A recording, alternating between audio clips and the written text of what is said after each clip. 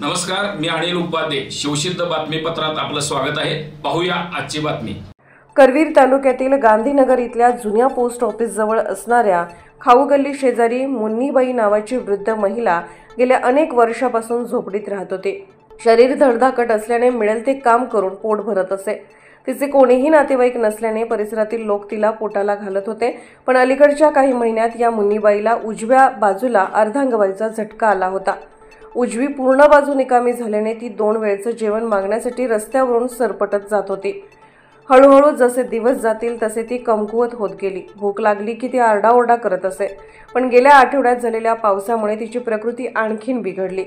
त्याबाबत काही लोकांनी गांधीनगर ग्रामपंचायत आणि गांधीनगर पोलीस ठाण्याकडे लेखी कळवूनही त्यांनी या घटनेकडे ढुंकूनही पाहिले नाही आणि मदतही केली नाही. अखेर कार्यकर्त्यांनी या मुन्नीबाईचा व्हिडिओ सोशल मीडियावर व्हायरल केल्यानंतर कोल्हापुरातील एकटी संस्थेच्या कार्यकर्त्यांनी घटनास्थळी धाव घेतली. या घटनेची माहिती मिळताच मानव अधिकार संघटनेच्या पदाधिकाऱ्यांनीही घटनास्थळी धाव घेतली.